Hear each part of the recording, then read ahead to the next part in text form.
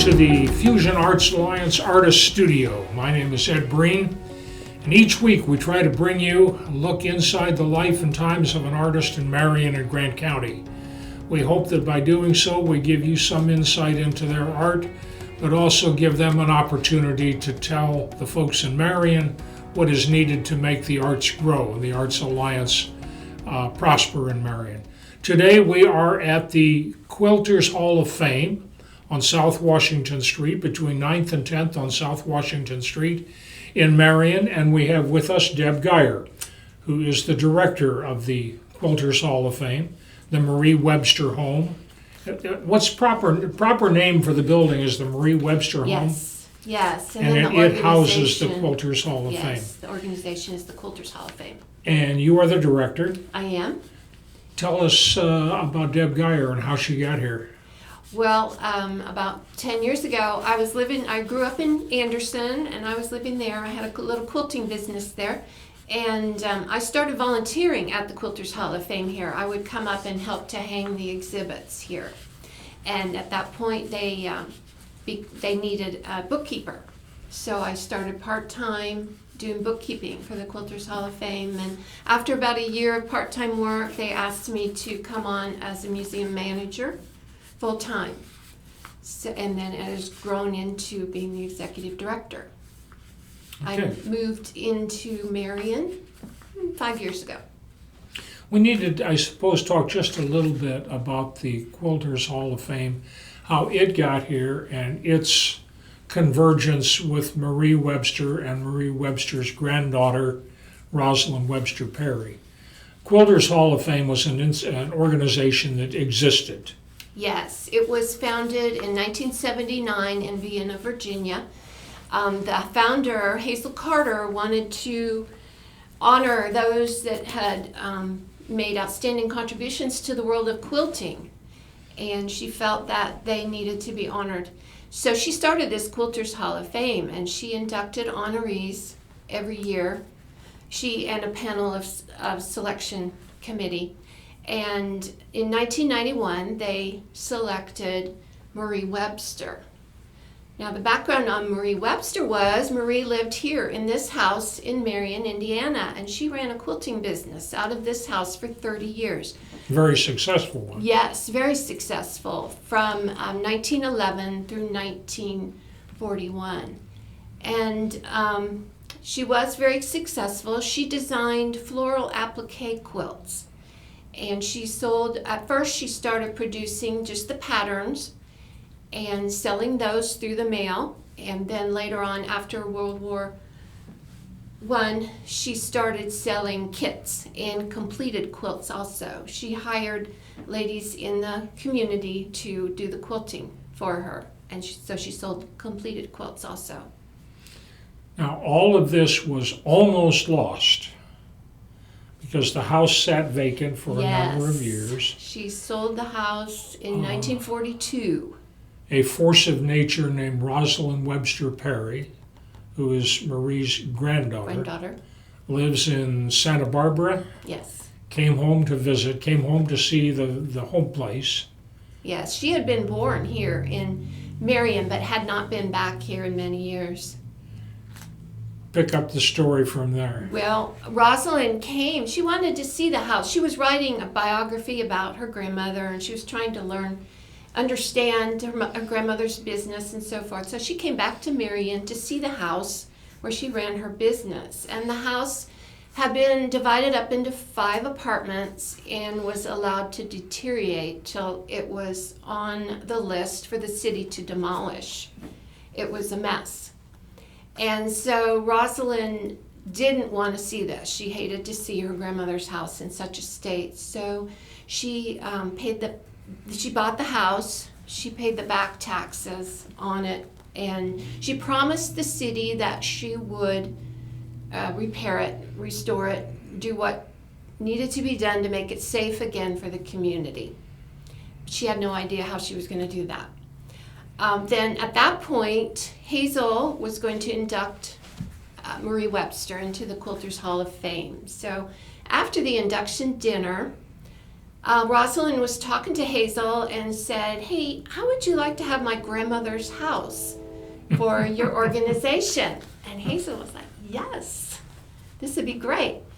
Of course, Hazel had not seen the house yet, but the two of them came to Marion and they looked at the house, and Hazel was still enthusiastic about taking it on. At that point, the Hall of Fame had no home. Right, correct. It was inside Hazel's filing cabinet is where it was. It was just and would get out, be papers. brought out for the annual gathering. Right, right. So at that point, the Friends of the Quilters Hall of Fame formed to help raise money to restore the house and transform it into a museum. And considerable amount of money was raised. Yes. From various sources, including folks here in Marion, including quilters around the country, Yes. and Rosalind Perry herself. Yes. And grants, a lot of grants were won also. And let's talk briefly about the railroad station that's a half a block down the street. So it was the Pennsylvania Railroad Station, Yes. passenger station. It had fallen into disrepair. It had been a liquor store. It had been an empty building. It had been derelict building. Convenience store, yes. The folks from Save Our Stories, the preservationist group, got involved in that. Yes. And then they worked with you. Yes. And we were able to secure a loan with Indiana Landmarks. Indiana Landmarks has been very active in helping us with this project also. How's that coming along? And so it's coming along pretty well, slow but sure.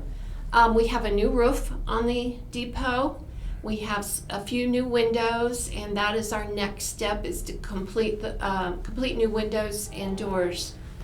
And then we also need to do some work on the stonework. But otherwise, it's a stable building, and it's tight. It's Intent is to make that an ancillary gallery. it will have some exhibits, but it will also be a classroom, and we'll have our research library there. Okay. Our research library currently has over 1,700 books about quilting in it. Let's talk for a minute about the quilts. There's an exhibit on right now. One of them is the backdrop behind us today, and there are 24 others on display around the building. Yes. Talk about the artist and the concept. Jack Edson is the artist. He is from near Buffalo, New York, and he likes to do portraits. He takes portraits from classical art and from other areas too, but he likes to do the portraits, and he likes to combine them with a pattern. As you can see here is the snail trail pattern. So as you look at the quilt, you can see the pattern coming out in some areas, and then the portrait emerges out of the pattern too. Just the differentiation being lights and darks. Yes, yes. He likes to work with the light against the dark. The one behind us, if you're trying to figure it out, is Caravaggio, the Italian artist. And it is from The Taking of Taking Christ. by And this is Caravaggio. actually one of the onlookers over to the right side of Caravaggio's painting. Let's talk about what all this could mean to Marion if in the long haul. We've been at it 25 years. Yes. Big progress has been made. Yes. This was saved. Quilters Hall of Fame is lodged here. You're here. A lot of people are involved, but it hasn't quite broken through that threshold that makes it a major player in Marion arts. Last year we had, in 2019, we had 1,300 visitors come through the museum. So I think we're making large steps in that area. What would you like it to be? What's a number that you would like to shoot for? I think This side of 100,000. How's that? Oh, I was thinking 25,000. Well, and this comes up because for people who are involved in the world of quilting, Paducah, Kentucky, has kind of become the Vatican because they have a huge show down there. Yes. A lots of emphasis is placed on Paducah. And there are those of us in Marion who look down there and we say, well, we have the mother house right here. Right. Why is this not attracting 25,000 people? Well, you know, some of the comments that visitors make when they come in July, they like the intimacy of our show as compared to one of the larger shows. If we're just talking about Celebration and our event in July, they're able to, we have celebrities, a lot of our honorees are celebrities, and they come to Celebration, and our visitors are able to sit at the same table as Eleanor Burns, for instance, who is a TV celebrity, and can have a conversation with them and get to know them. And so we have that advantage also. So it's a mixed bag. Yes. Still like to have more people, but not Yes. so many that the intimacy would be lost. Right, exactly. Okay, That would be okay. great. Does Marion give the Hall of Fame the support, Marion as a community, give the Hall of Fame the support that it needs? We could always use more support. We find they've been very supportive of us lately, and but we could always use more support. In terms of money, in terms of people, enthusiasm, In support, promotion, what? All of the above? all of the above. Okay. Okay. We could always use money. We help with the depot project would be great. It's going to take a lot of money to get that building open so that we can use it. And once that's open, then we can put on more classes. We currently don't have any classroom space. We can use the rooms at the library, but for a place where we can have our machines set up and ready to go for classes every day, we don't have anything like that. You know, we need to point out parenthetically here that each July, for a number of years, 25 years almost now, there has been a gathering of quilters from around the country in Marion for the induction of the honoree into the Quilters Hall of Fame, but also for a major exhibit. That did Yes. not happen this summer. It is another victim of COVID-19. Yes. Tell us what your plans are for next year. Well, what we have done is the quilter who was supposed to have been inducted this year, we are going to induct her next year. So her induction was just postponed by a year. And then we're also going to induct a heritage honoree, which is a person whose work was more than 80 years in the past. So it's a person who's not currently living, but we're going to induct her also.